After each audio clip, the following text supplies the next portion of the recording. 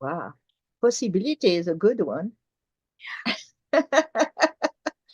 I've worked with a lot of possibility in my life. For example, I don't think I will have done what I've done if I hadn't been with Dave, you know.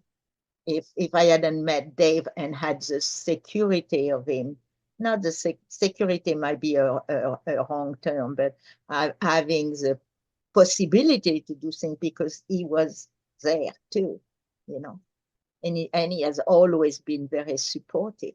I don't think my possibility would have been as good with, without him. And a lot of my courage, maybe that's a wrong word again, but you know, my intention is because or my drive, that's a good word. My drive is because when I see possibility, so then this can happen. Okay, so then I'm working on this, and I think that's what drive me in a way. Yeah. Well, can I reflect back to you what I see in terms of your how much possibility you bring into the world? And this might make me cry. Um, so I have a long and deep relationship with the Fibonacci sequence. I think I told you this years ago, but I won't fault you at all for not remembering this. So when you first came into my life, I was so excited when I learned about how you use this in your art making. When I was in the eighth grade, one of the first times we had to write like a substantive paper, like a long paper, and make a presentation. It was for my advanced math class. And so I chose the Fibonacci sequence for my class and for my presentation. Um, and I got so into making the drawings and making my poster.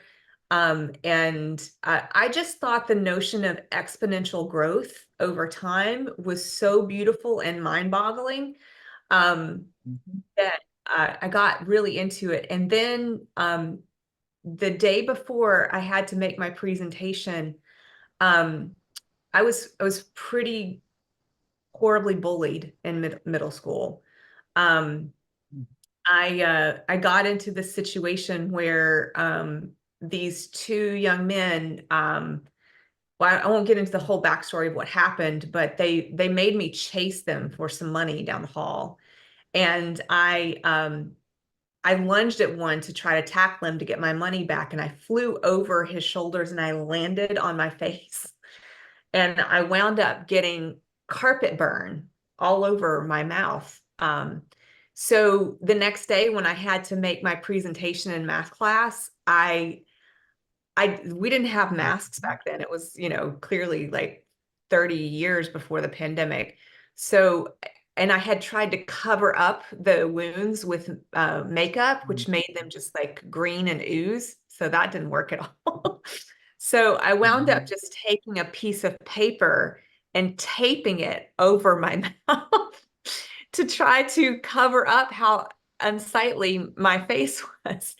And I got up and tried to, make my presentation, and I was so sad and like embarrassed for myself. And the teacher yelled at me and like made me take the paper off because she was having none of it. So that I think in some ways you would make me you would think it would make me never want to think about the Fibonacci sequence again, but for some reason that just like seared it even more deeply into me as a Yeah. memory for like this thing.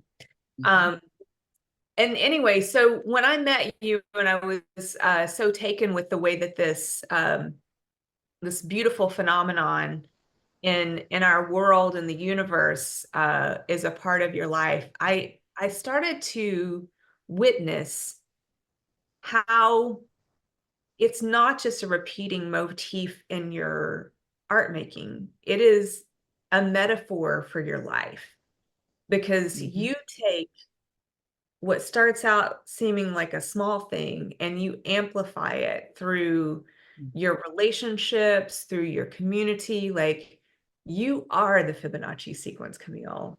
You make Thank everything you. exponential growth.